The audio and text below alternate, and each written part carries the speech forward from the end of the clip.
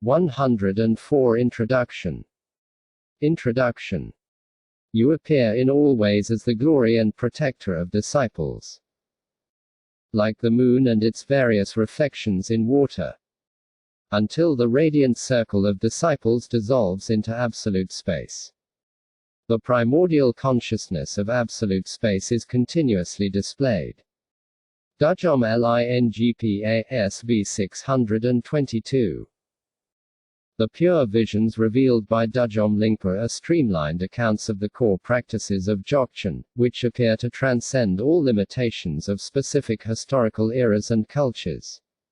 The enlightened view of Samantabhadra describes his motivation in recording these exceptional teachings. Once this ocean of ambrosia had been poured into the fine vase of my mind, I feared that it would be lost, so I sought permission from the VAJRAs and Dakhanas to put this into writing, as an inheritance to liberate future holders of the lineage. Düdjom Lingpa's lucid writings and distinguished emanations made major contributions to the spread of Buddhism throughout the world in the 20th century, and they continue to serve as seminal guides and revered teachers for practitioners in the 21st. His previous incarnations included the Boy translator, Drokpen Kuchung Lotsawa, one of the 25 principal disciples of Padmasambhava, and the master himself predicted that Düdjom Lingpa would emanate in eastern Tibet to tame unruly sentient beings in the coming degenerate times. In his autobiography, Düdjom Lingpa records a visionary dream in which he encountered a god-child by the name of Dungye Zurpu, who appeared as a white man, so handsome you could look at him forever and never be satisfied. With him was a beautiful girl adorned with jewels, whom he introduced as his sister. They brought Düdjom Lingpa to Witaisen, China's five-peaked mountain sacred to Manjusri. Here he was given a white conch to blow in each of the 4 directions. The conch's sound roared forth to the west, in contrast to the other directions, signifying that disciples compatible with him lived in cities to the west. In that direction, he was told, his renown would spread, and he would have as many disciples as the rays of the sun. Düdjom Lingpa did indeed liberate many beings in the nomadic wildlands of northeastern Tibet to the west of Witaisen, so this is the most obvious interpretation of the prophecy. Nevertheless, Gyatral Rinpoche suggested that this prophecy may also refer to those of us living today in the cities of the West.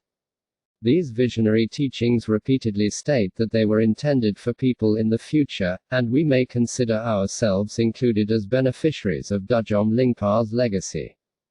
With the hope to help fulfill the prophecy and with the permission and blessing of Gyatral Rinpoche, these translations are offered to those who are dedicated to following the unsurpassed path of Dzogchen.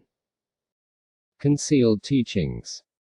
Tibet in the 19th century was fertile ground for a complex array of Buddhist traditions with unique lineages, diverse practices, and highly developed bodies of literature.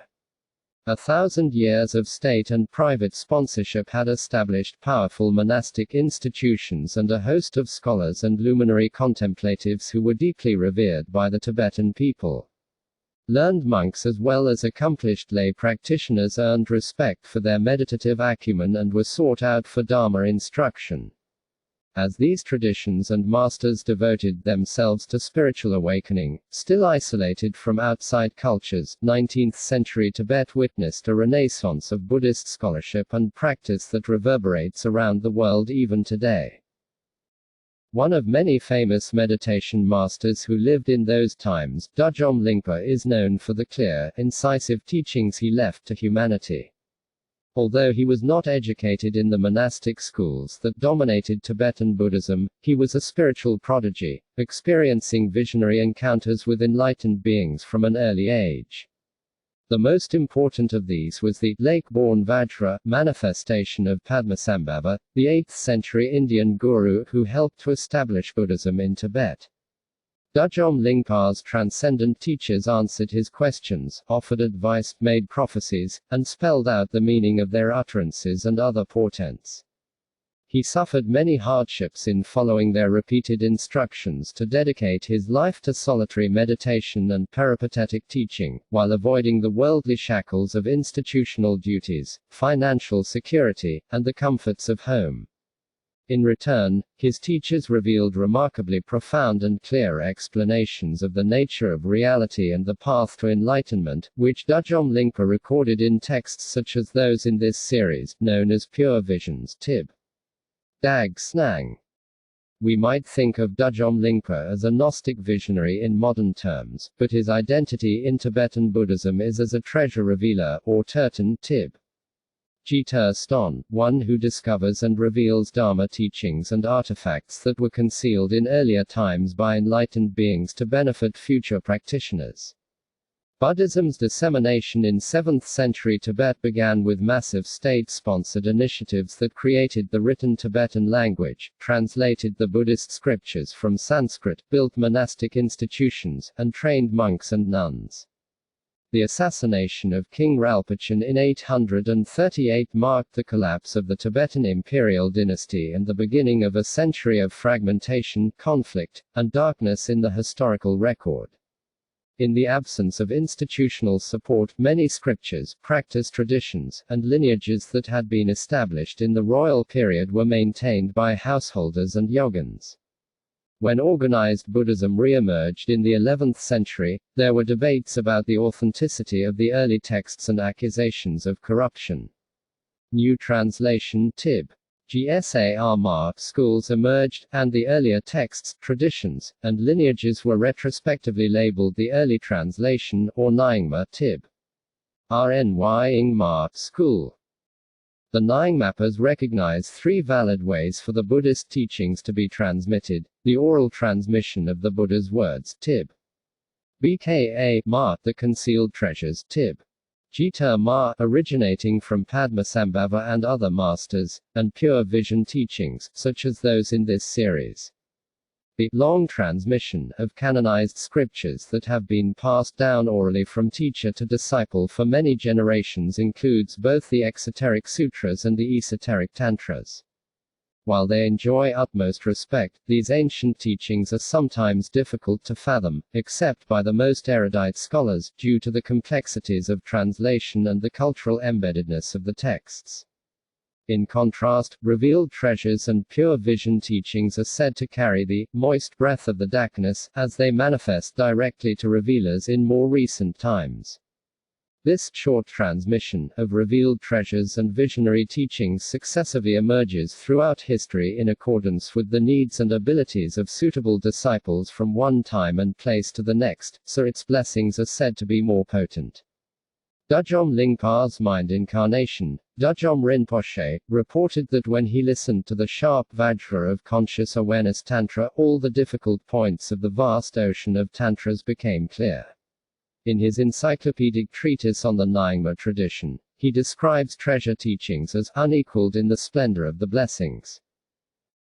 Guru Padmasambhava, known in Tibet as the second Buddha, or as Guru Rinpoche, and his Tibetan consort Yeshe Sogul are primary objects of devotion for today's Nyingmapas, and they were at the heart of Düdjom Lingpa's spiritual world.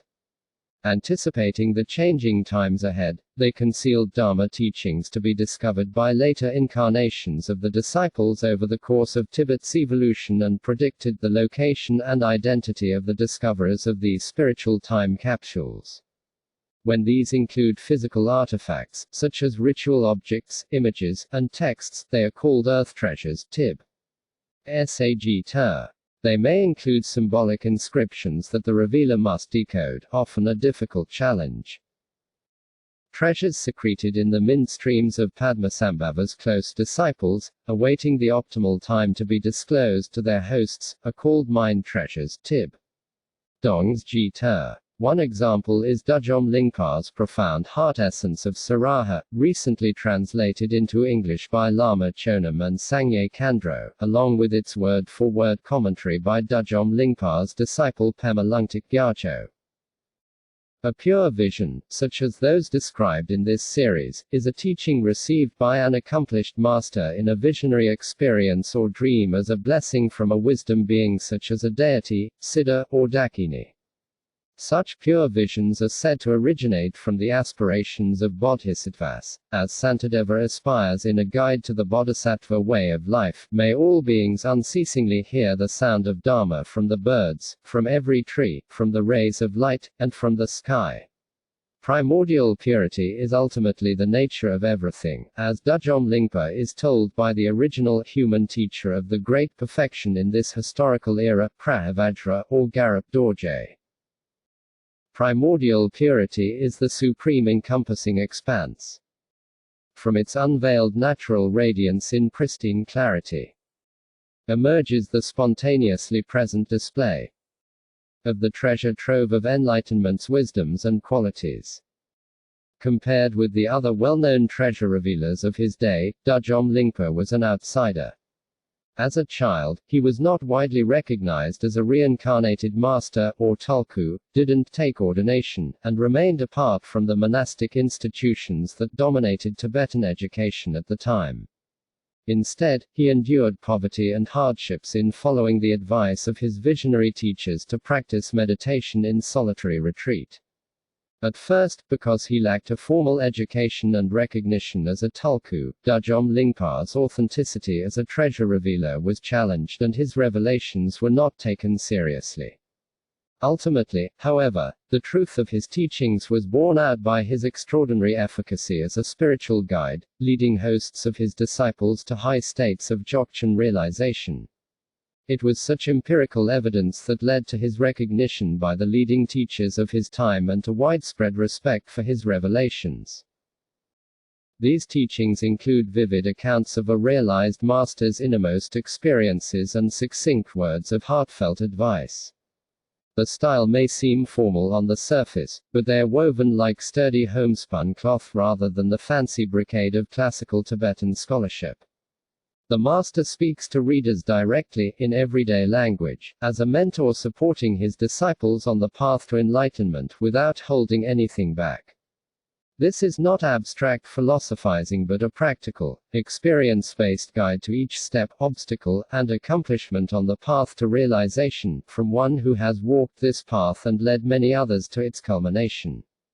Düdjom Lingpa's teachings are cherished for the clear language and immensely practical instructions on the most profound aspects of the path. The collection of teachings revealed by Düdjom Lingpa and his mind emanation Düdjom Rinpoche is known as the Düdjom New Treasures Tib. GTRGSAR, one of the most comprehensive treasure cycles revealed in the 19th and 20th centuries. Düdjom Lingpa's collected writings and treasure teachings are recorded in 21 volumes, and Düdjom Rinpoche's comprise 25.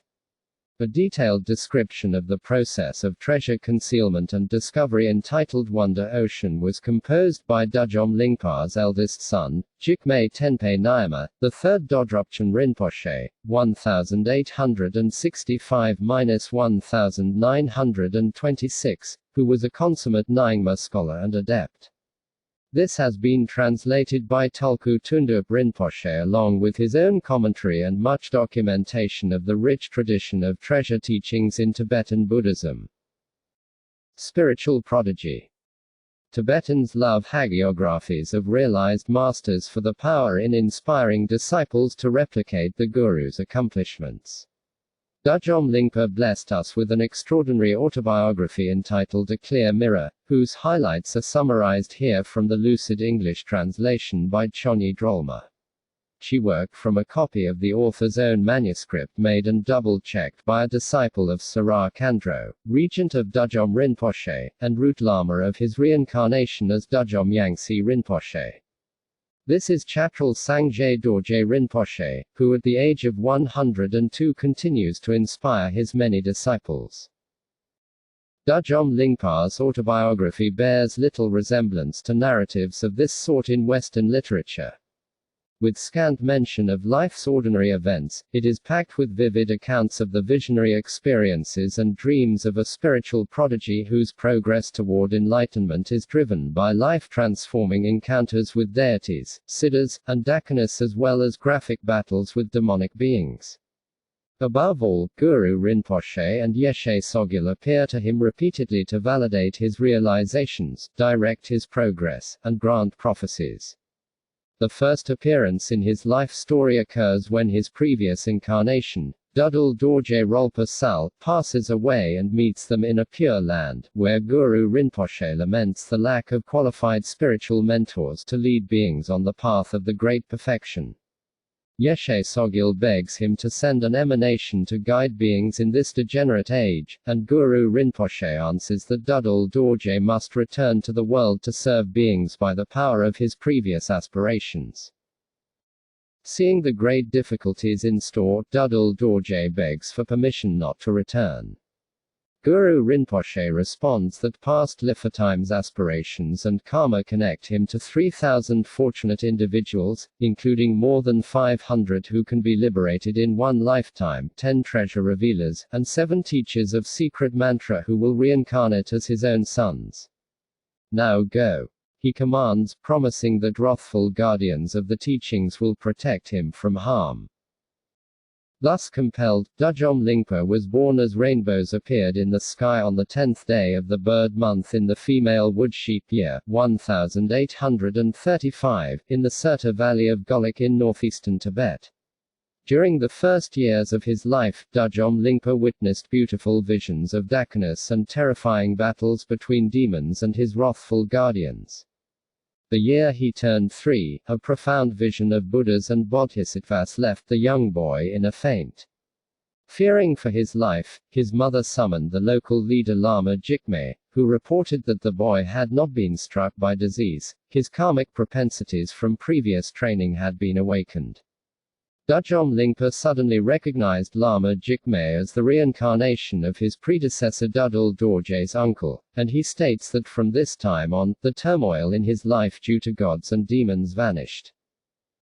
By the age of 6, Düdjom Lingpa reports that the spectacles of his visionary experiences had blessed him with immeasurable insight and the view of all phenomena as illusory apparitions. Vajra appeared to him upon a throne of skulls to give practice instructions and a prophesy that his mind treasures would overflow at the age of 22 and that he would reveal 3 cycles of treasures at the age of 24. That same year the great compassionate one Avalokitesvara manifested in a dream and promised to accompany Düdjom Lingpa and dispel his outer and inner obstacles. He reports that from this time until the age of 30, a warmly affectionate child in white garments accompanied him inseparably in dreams and predicted events in his own and others' lives. At 10, Yeshe Sogyal appeared and transported Düdjom Lingpa into the presence of Guru Rinpoche and a great assembly of Vajras and Dakinas. Guru Rinpoche again warned of the difficulty in guiding the wild and cruel sentient beings of this degenerate era. Then he predicted that Düdjom Lingpa would reveal profound treasures at the age of 25 and blessed him as his supreme son, promising that, "You and I will be companions without separation for even an instant, and you can speak with me as any 2 people would." Then a dream indicated that he would be summoned by his maternal uncle and that he must go to live with him. This came to pass as predicted, but working as a shepherd was not to the boy's liking, he reacted violently. His uncle declared that he must instead learn to read and become a practitioner, so at 11 he was placed under the care of Lama Jamyang, who began teaching him to read, thus fulfilling the prophecy made by a Dakini 2 years earlier. This beloved Lama appeared many times in visions to counsel Düdjom Lingpa in later life. In a dream at 12, Guru Rinpoche questioned the boy concerning his frightening visions, and he was left in a fearful state, prompting his parents to summon a lama to perform a cleansing ritual. Like Lama Jigme before him, this lama saw that Düdjom Lingpa was not possessed by demons but that his past karmic propensities had been awakened. Such examples show that even though Düdjom Lingpa says no human teacher introduced him to the view and meditation, he did rely on the kindness of his flesh and blood lamas, who understood his spiritual precociousness and removed obstacles in his path. Over the succeeding years, Düdjom Lingpa's visionary teachers instructed him in meditation practice, assessed his view and experiences, and made prophecies that repeatedly came true. He was resolute in following their advice, but he was not always successful in convincing others to heed these prophecies. His uncle scoffed when told he would die unless he engaged in a prescribed practice, and he lived only long enough to regret his unwise response. At 16, Yeshe Sogyal encouraged him to engage in the preliminary practices in reliance on Lama Jigme. He engaged in a month-long retreat, and in a blissful vision the Lama affirmed that he had received the common siddhis. Düdjom Lingpa states that without searching, he had directly encountered the face of primordial Buddhahood abiding within him, and that his awareness arose as the assembly of deities to defeat all obstacles. At 18, falling asleep at the base of a cliff, a Dakini appeared and told Düdjom Lingpa where to find a stone statue of a wrathful deity. Upon awakening, he struck the indicated spot on the cliff with a rock to reveal the statue, which he carried home and showed to his lama and parents. They insisted that he return it to its hiding place, which he did. But in a subsequent dream, another Dakini scolded him for having lost such an auspicious opportunity due to following bad advice instead of relying on his own intuition. Jili Turtan. Düdjom Lingpa was 21 when, as mentioned earlier, he was taken in a dream to Witasan, and the location of his future disciples was predicted to be in the west. The next year, a beautiful Dakini gave him a beryl mirror with 13 mustard seeds, explaining that he would gather many thousands of students, including 13 who would accomplish the rainbow body tib. Ya, Lus, the culmination of the path of the great perfection. Shortly thereafter, a red woman appeared and made several prophecies, concluding with these chiding verses. In our land of non-human Dakinis, we use symbols and sing songs. It's impossible for us to use human speech, since you are very foolish. I have revealed these symbols with human words. Then she predicted the arrival of an excellent companion and disciple from Golok and said that Düdjom Lingpa should accompany him there. Many heart disciples would appear, and he would benefit beings on a vast scale. Jili Wangli did appear as predicted the next year, and he became the main patron of Düdjom Lingpa, who came to be known as the Jili Turtan. In a vision at 23, the world sovereign, Avalokitesvara, told Düdjom Lingpa that the time had come for him to help others impartially. He instructed him in the conduct of an authentic treasure revealer. Those with true aspiration and karmic destiny as treasure revealers have been born in low situations, poor and humble. They mostly stay in mountain hermitages, cliffs, and caves. Some assume the guise of beggars. Some live as busy householders. In order to foster humble disciples, they renounce greatness, keeping to a low station, to fulfill the necessity of meeting individuals connected to them by positive aspirations and karma. They journey throughout every land, wandering without a fixed locale. By the age of 25, Düdjom Lingpa reports that he had gathered disciples and performed practices to help many sick people. He also mentions the difficulties he faced in decoding the symbols of his visionary teachings and transcribing them into words. Then a red Dakini informed him of the circumstances that would lead to the discovery of his predicted earth treasure. When he went to the Bar treasure cliff of Mar as directed, a piece of rock broke away to reveal a clay statue, an ancient rosary, and a wax container with a roll of paper. This told him to go to a cliff called Silver Buzzard to find his prophetic guide Tib Karbayang, with instructions detailing the treasures he was to reveal. Upon arriving there, a black man astride a horse struck the cliff with his lance, opening a fissure to reveal another scroll with the prophetic guide. Following these instructions, Düdjom Lingpa returned to his homeland and secured a treasure vase to replace the treasures he was to remove. On the specified 10th day of the month, he went with a friend named Deccan to a cliff in Surmay, where he made offerings of tormas and VAJRA feasts as directed, reporting that the landscape was cloaked in rainbows and appeared to be without any substantial nature. At the base of the cliff, an unseen woman's melodic voice welcomed him and declared that although there were many treasures concealed here, she would give him only half, because he had no consort. He describes climbing a stone stairway to reach the place of concealment, where he struck a fissure in the rock with a chisel. It opened to reveal many treasure caskets. Withdrawing only the 7 he was allowed and replacing them with the treasure vase, he climbed back down to where Deccan waited and turned to see that the stairway had vanished. His companions wanted him to quickly transcribe the teachings, but Düdjom Lingpa says he was required to keep them secret for 6 years. In the first month of the year he turned 27, with the vision of the direct perception of ultimate reality that he describes in the VAJRA essence. Düdjom Lingpa attained the state of a matured Vidyadhara, the first of 4 stages of a Vidyadhara. In the last month of that same year, the vision described in the enlightened view of Samantabhadra took place. In both of these texts, the primordial Buddha, Samantabhadra, manifesting as the lake-born Vajra, Sararuha-Vajra, one of 8 manifestations of Guru Rinpoche, illuminates the path to enlightenment with definitive answers to a broad variety of questions posed by wisdom beings who are his own emanations.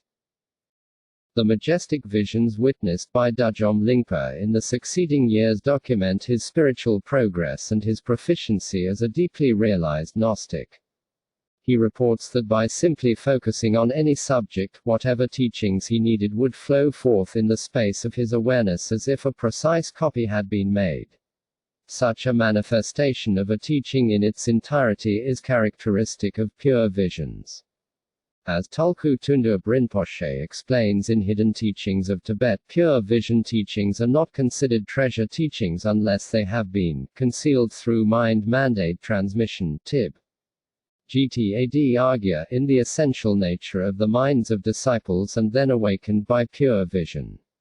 Having been concealed in the unchanging essential nature of the revealer's mind rather than in physical form, the recollection of a teaching may be catalyzed by a vision or physical object. Dodrupchen Rinpoche states in Wonder Ocean that all treasure revealers have consorts. In order to reveal teachings concealed in the mind's essential nature, it is also necessary to have the spontaneously arisen bliss which can be produced by a special consort who has made the appropriate aspirations in the past, and who is to become the key to accomplishment.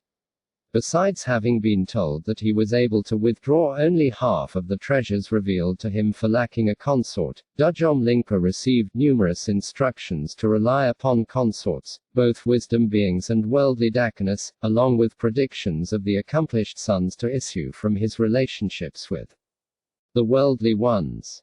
He fathered 8 sons by 3 consorts, all 8 of whom were recognized as reincarnations of renowned masters. Despite the profound treasure teachings he revealed and the intense surges of realization and exquisite visions he experienced, Düdjom Lingpa repeatedly lamented to his visionary teachers that he was incapable of teaching. He was promised many accomplished disciples but warned to reject the conduct of false treasure revealers who fabricate teachings and collect payments for religious services. Instead, he was assigned to accomplish specific spiritual practices, often in remote locations. In a retreat at 28, Düdjom Lingpa received a skull cup of ambrosia from Guru Rinpoche, and an inconceivable experience of bliss blazed, whereupon he was instructed that his conduct must remain free of pretense. You should behave as you have in the past, as someone who doesn't keep face, as would a madman. Later he was cautioned that, just 100 years from now non-Buddhist barbarian border people will cause not even a murmur of the teachings to endure. For the sake of the few fortunate disciples connected to him, he was told not to exhaust himself by transcribing many lengthy texts but instead to propagate the innermost pith of the teachings. His increasing skill in condensing the loftiest teachings into concise instructions using ordinary language is demonstrated throughout his autobiography and in the texts in this series. Düdjom Lingpa reports overcoming those who challenged the authenticity of his treasure teachings, which an increasing number sought to practice. Although prohibited by Guru Rinpoche himself from discussing the signs of his spiritual accomplishments with anyone, Düdjom Lingpa consented to describe them at the age of 30 to an inquiring Dakini, who was non-human, so there was no fault. At the conclusion of his description of many signs, she confirmed his realization of cutting through Tib. Craig's chod to the originally pure nature of reality. Then she gave him profound instruction in the swift path of direct crossing over Tib. Fodargel, and he says that he relied upon this path from that time on. By the following year, his practice was so advanced that he reports a 7-day absorption in the panorama of clear light appearances that caused his attendants, consorts, and disciples to fear for his life. The truth was revealed in his vision of Vidyadhara Humkara, who confirmed that Düdjom Lingpa had reached the second stage of direct crossing over, the vision of progress in meditative experience, corresponding to the stage of a Vidyadhara with mastery over life. Fearless conduct. Of the 4 kinds of enlightened activity, pacifying, enriching, powerful, and wrathful, Heruka Düdjom Lingpa is best known as a master of wrathful enlightened activity, which is required when obstacles are particularly malevolent. His encounters with demons began in infancy, and his ability to overcome them is indicated in the name Düdjom, which means victorious over demons. In a dream he had at 32, Düdjom Lingpa met Lama Jamyang, who gave him pith instructions in the practice of severance of Mara's Tib. BUDDHAHOOD caught the destruction of self-clinging by realizing all gods and demons to be one's own appearances. Düdjom Lingpa became renowned for the practice of severance from the perspective of the great perfection. Throughout his life, Düdjom Lingpa's battles with demons were won by his fearless practice of severance.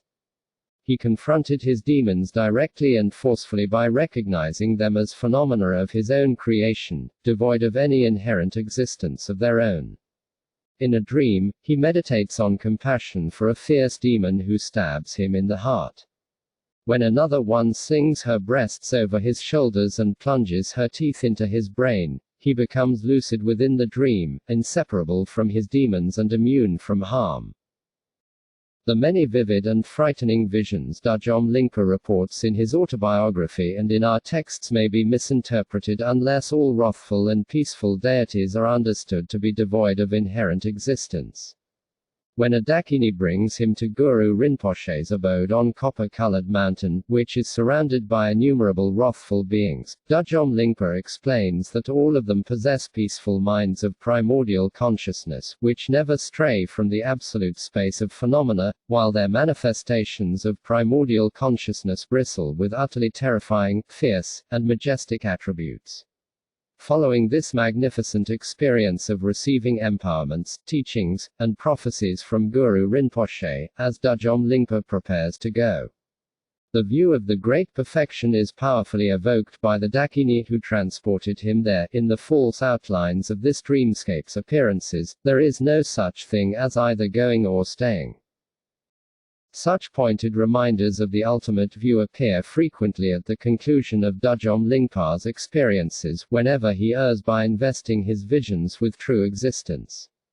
At 34, he was taken in a dream to Amitabha's Pure Land of Sukhavati, where he expressed his astonishment that this pure land actually existed outside of his own mind. Ha ha! Chided a Dakini, something apart from one's own perception, something that exists independently. I've never seen such a thing before, and it's impossible for me to see such a thing in the future. Even now, your thought that this dreamscape isn't self-manifest, that is more astonishing. Reprising the finale of many of Düdjom Lingpa's visions, these words woke him from sleep. Lineage Guru. By his late 30s, Düdjom Lingpa's accomplishments as a teacher and upholder of Guru Rinpoche's great perfection lineage had manifested. When he transcribed the practice cycle for Dakini Troma, a great whirlwind carried his pages in every direction. He saw this as an omen that these practices would be widely disseminated, and indeed they were. Their power is attested in Düdjom Lingpa's account of his disciple Pema Tashi.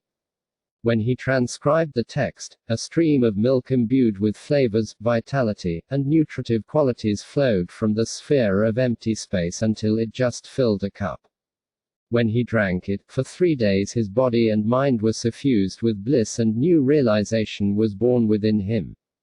Düdjom Lingpa states that Pema Tashi gained extraordinary realization superior to any other of his disciples and became quite learned. He explains this simply: when a lama with realization and a student suffused with blessings and the utmost fortune of receiving profound instructions meet, even supreme spiritual accomplishment is achieved without difficulty. That's the nature of such auspicious connections. At 37, Lama Jamyang appeared once more in a dream, asking how Düdjom Lingpa had come upon his amazing treasure teachings. He explained the discovery of his prophetic guide and earth treasures, saying that the 3 cycles of pure vision teachings had arisen in his mind, as if a precise copy had been made there. Lama Jamyang responded by encouraging him to propagate his teachings, given that the Buddhist doctrine will only endure for a short time, its complete potency has come together all at once in your doctrine, so it contains very great blessings, which are swiftly delivered. Individuals who put into practice these teachings will quickly gain liberation without much delay. Have no doubt. These 3 cycles are known as the earth revelations of the heart essence of the Dakini, the mind revelations of the welling forth of the expanse of primordial consciousness, and the pure vision cycle of the matrix of primordial consciousness, which is the category of the teachings in this series. Although he built several houses, Düdjom Lingpa never stayed in one place for long, repeatedly urged on by portents and the advice of his visionary teachers.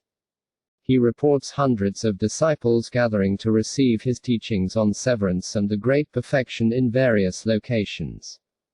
He claims that his wrathful practices were successful in subduing all who opposed him, including even the most recalcitrant sorceress, and he says the signs were witnessed by everyone.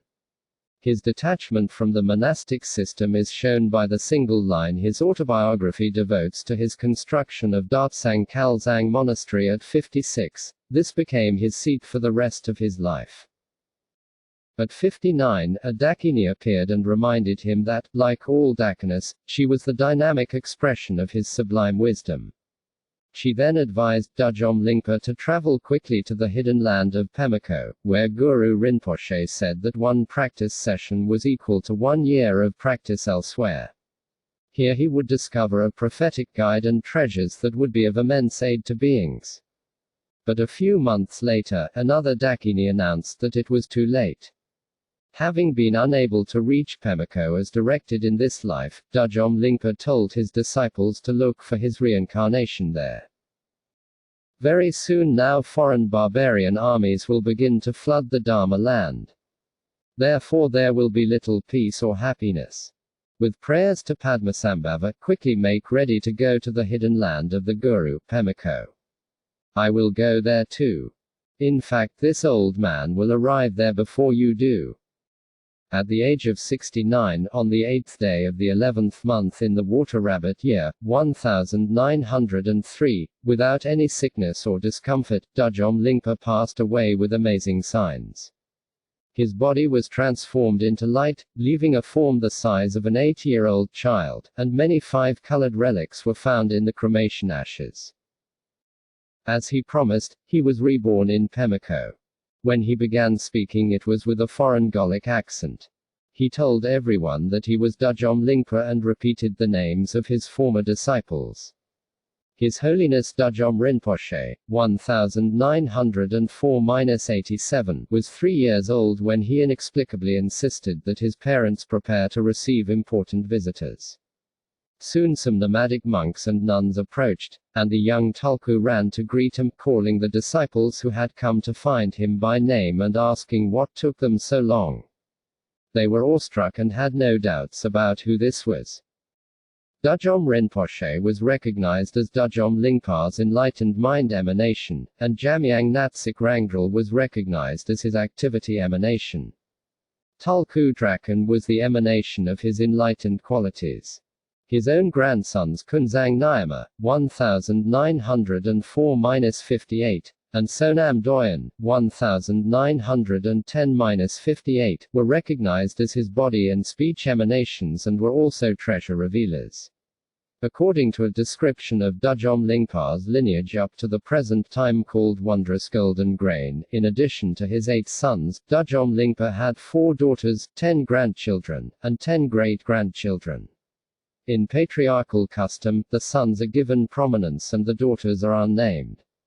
Of Düdjom Lingpa's 8 sons, his autobiography mentions the prophecies he received for the first 5. The eldest son, Jigme Tenpe Nyama, was recognized as the third Dodrupchen and enthroned at Yarlung Pemako Sasim Kandro Ling Monastery in 1870.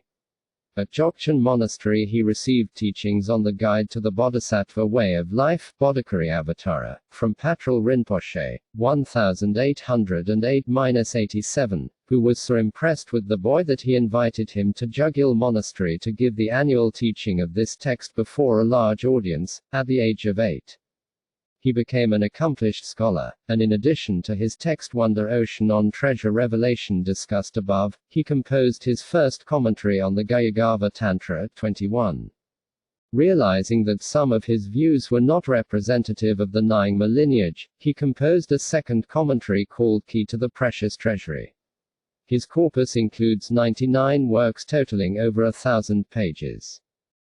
His second son, Choktrul Pema Dorje, 1867-1934, was recognized as an incarnation of Dragyo Marpe Kieta Choktrul and Dodrupchen Gonpe Sapsa Tulku Yangsi and was enthroned at Yarlung Pemako Monastery.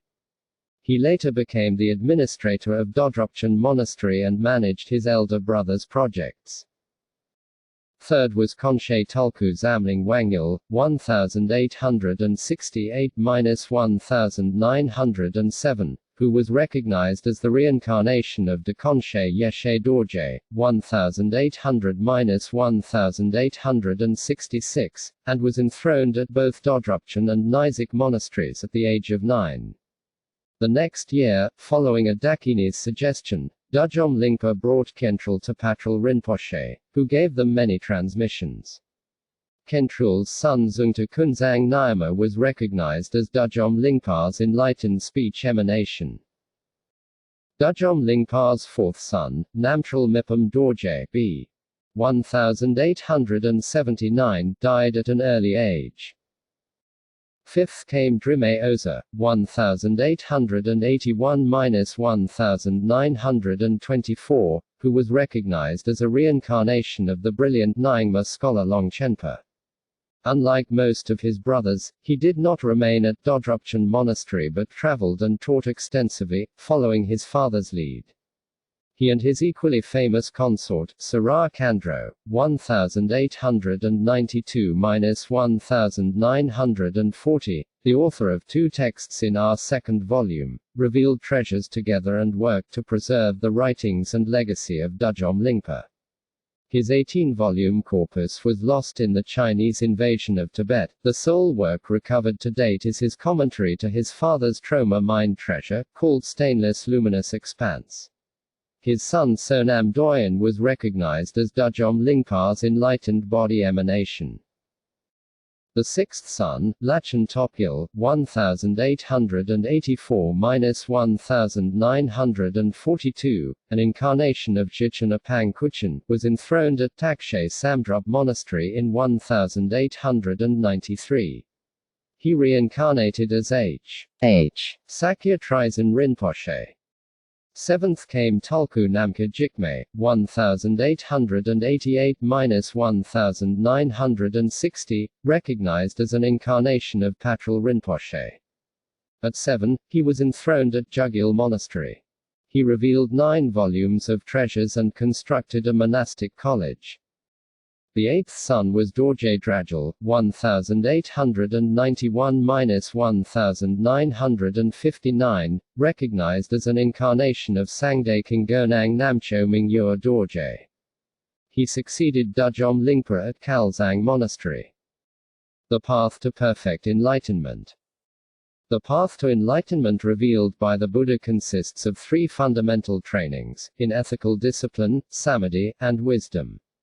The foundation of all spiritual practice is ethical discipline, conscientiously avoiding harmful actions and engaging in beneficial ones. Ethical behavior creates a quality of awareness that is conducive to spiritual development in general and to meditative attainment in particular. Ethical discipline is implicit throughout these texts, for without this solid foundation, the development of samadhi and wisdom is impossible.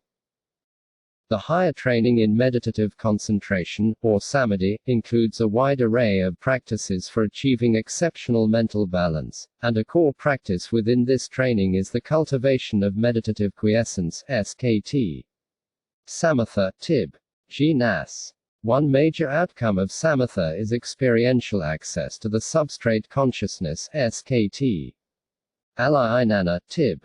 Kunji Zhirnam Shis, characterized by bliss, luminosity, and non-conceptuality. Through the achievement of samatha, the body-mind is made supple and marvelously serviceable, preparing one to utilize the distilled clarity and stability of the mind to cultivate contemplative insight, SKT. Vipassana, Tib. Lag Mt Hong, which lies at the heart of the higher training in wisdom. With the union of samatha and vipassana, one is well prepared to achieve a radical, irreversible healing and awakening of the mind through gaining direct insight into the ultimate nature of reality, the emptiness of inherent existence of all phenomena. The unified practice of samatha and vipassana as taught in our texts is an essential aspect of meditation in all Buddhist traditions. The selections of Düdjom Lingpa's teachings translated here describe the view, meditation, and conduct of Dzogchen, the Great Perfection. Brought to Tibet from India by Padmasambhava, this is the pinnacle of the 9 vehicles for enlightenment transmitted by the Nyingma school. Dzogchen's unique, radically non-dual approach subsumes all other vehicles, as our texts demonstrate. The higher training in wisdom is taught in the Dzogchen tradition as the 2 practices of cutting through to original purity, Tib. Ka Dag Kregs Chod, and direct crossing over to spontaneous actualization, Tib. Yun Grub Thod Arjul. Cutting through is the method for abandoning deeply ingrained habits of reification to reveal the original purity of our own pristine awareness, Rigpa. Direct crossing over is the method for realizing the purity and equality of all phenomena in samsara and nirvana as displays of the ground Dharmakaya, while manifesting all the qualities of enlightenment as spontaneously actualized displays of that ground. The sharp Vajra of conscious awareness Tantra, revealed to Düdjom Lingpa by Samantabhadra appearing as the lake-born Vajra, is considered the root text of the teachings in this series. It further divides the path of this unsurpassed vehicle into 8 sequential phases, beginning with taking the impure mind as the path and concluding with the instructions on how to dwell in the ground of being, having reached enlightenment. The same phases are implicit in the enlightened view of Samantabhadra, with more extensive explanations, and in the Vajra essence, which among the 5 texts in this series offers the most elaborate presentation of the stages of the path to enlightenment. In the Tantric literature, it is sometimes said that individuals with sharp faculties may comprehend an entire teaching by fathoming only the root text, those with middling faculties may gain realization on the basis of a somewhat more elaborate presentation, in this case the enlightened view of Samantabhadra, and those with dull faculties must study the more detailed tantras, such as the Vajra essence. Finally, the commentaries to the Tantras, such as the Essence of Clear Meaning and Garland for the Delight of the Fortunate, are to be relied upon for further clarification. The texts in this series point to just 4 practices as being indispensable, for all but the most gifted adepts, on the Dzogchen path to enlightenment, samatha, vipassana, cutting through, and direct crossing over, in that order. Our most condensed texts, the sharp Vajra of conscious awareness Tantra and the enlightened view of Samantabhadra, explain only these 4 practices without elaborating on the preliminary practices or the stages of generation and completion. Accomplishing these 4 practices alone is in principle sufficient to achieve any one of the 3 levels of rainbow body that signify the culmination of the path of the great perfection. In comparison, the Vajra essence presents a more elaborate account of the path to achieving the perfect enlightenment of a Buddha, beginning with a brief reference to the 4 common and 7 uncommon preliminary practices, then proceeding through Samatha, Vipassana, a wide range of practices in the Vajrayana stages of generation and completion, and finally the 2 phases of practice of the great perfection.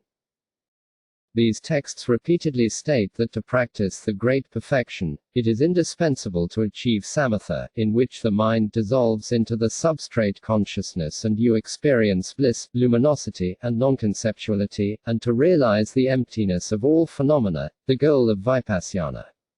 But the practices of the stages of generation and completion are not indispensable for everyone on this path, as the Vajra essence makes clear.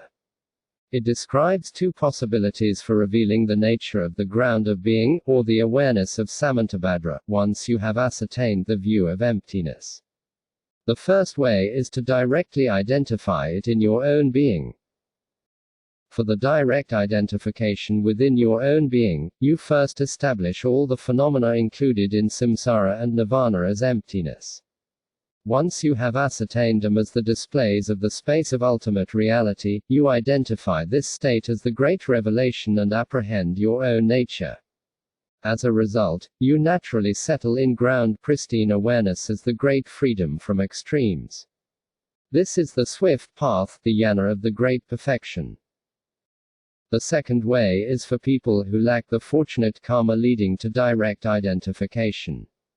They can identify the ground in dependence upon the expedient path of the stage of generation followed by the stage of completion. In reliance upon the relative, effortful path, as a means for leading beings to ultimate, effortless absolute space, the kayas and facets of primordial consciousness of the ground Shugatagarbha are generated as signs. And many sadhanas involving visualizations and recitations are taught in accordance with the many accounts of the names and meanings of deities to be revealed, Buddhafields, palaces, teachers, and retinues.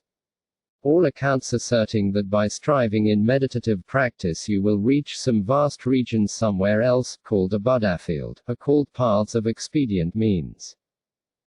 A parallel distinction is made throughout Düdjom Lingpa's Dzogchen teachings and the commentaries. The teachings describe both the signless Dharmakaya, which is the ultimate, definitive meaning, as well as conventional, relative meanings that discuss names and objects as if they existed independently. We are continually reminded that such intellectual expediencies, taught for the sake of our understanding, are not established as existing autonomously.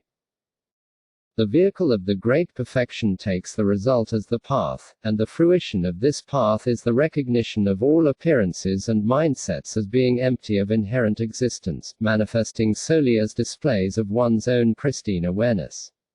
All phenomena are realized as the radiance of awareness that manifests without obstruction, with nothing to be cultivated, accepted, or rejected. Nevertheless, the profound ultimate truth must not be misconceived as something fundamentally different from conventional, relative truths. Therefore, until we attain the state of fully enlightened Buddhahood, we are warned to guard the mind, avoid harmful behavior, and cultivate virtue, in accordance with the infallible law of cause and effect. In the Vajra essence, the lake-born Vajra, Sararuha Vajra, asserts that on the basis of the teachings in this Tantra, future disciples will fathom these essential points and all doubts will be vanquished. Likewise, in his commentary to the sharp Vajra of Conscious Awareness Tantra, Pema Tashi interprets Düdjom Lingpa as saying that in the future many people may achieve liberation in dependence upon this path, which was revealed there in accordance with the minds of disciples of the future. The accessible and enormously inspiring content of these teachings, clearly elucidating each essential step on the path to enlightenment, suggests that the future referred to in these classic treatises is now. The sharp Vajra of Conscious Awareness Tantra. All the qualities of the view, meditation, and conduct, as well as the ground, path, and fruition. together with taking refuge, bodhisattva, the 6 perfections, and the mandalas of deities and mantras, are collectively perfected in the sharp Vajra. Düdjom Lingpa SV 613-14. A masterpiece of profundity and brevity, the sharp Vajra of conscious awareness Tantra presents the complete path to perfect enlightenment in a mere 250 lines in the original Tibetan. Composed in crisply elegant verses to facilitate memorization and daily recitation, this Tantra is a poetic encapsulation of the Dzogchen view, meditation, and conduct. The sharp Vajra is discerning wisdom that recognizes all phenomena to be empty of inherent existence, demolishing the mountains of our concepts and collapsing the false shelters we erect out of hope and fear. This consummation of pristine awareness is present in the ground of being, which transcends all extremes of conceptual elaboration and is called the Great Perfection. All spiritual vehicles and fruitions are subsumed within this primordial consciousness that knows reality as it is and perceives the full range of phenomena. If such a consciousness is primordially present, as the text states, why isn't everyone enlightened? The teacher, Samantabhadra, appearing as the late-born Vajra, explains to Düdjom Lingpa how all the worldly appearances and mindsets we take to be real actually manifest like apparitions, reified by our grasping, without even an atom of true existence. But the sharp Vajra's power and blessings bring natural liberation, whereby all phenomena are recognized as spontaneously actualized displays of primordial consciousness. To accomplish this level of realization, we are instructed to focus on the essential points of practice, clearly distinguished in succinct terms. The teacher promises that with the wisdom of experiencing the true nature of existence, devoting ourselves to this pinnacle of paths will swiftly bring blessings, supernormal abilities, and liberation. Even those who do not experience enlightenment in one lifetime will dwell in the splendor of pristine Buddha fields wherein they can perfect the practices. Furthermore, these instructions will allow them to recognize the crucial points during delusive transitional phases, such as dying. But he asserts that those with superior faculties will achieve enlightenment in this lifetime, awakening in the absolute space of ultimate reality, and they will continue to serve others as perfectly omniscient Buddhas. Essence of clear meaning. Once you have found delight in the garden of excellent meaning, the melodious explanation of whatever you have understood will hum forth.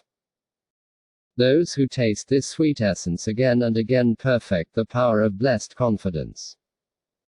Pema Tashi, cm 462.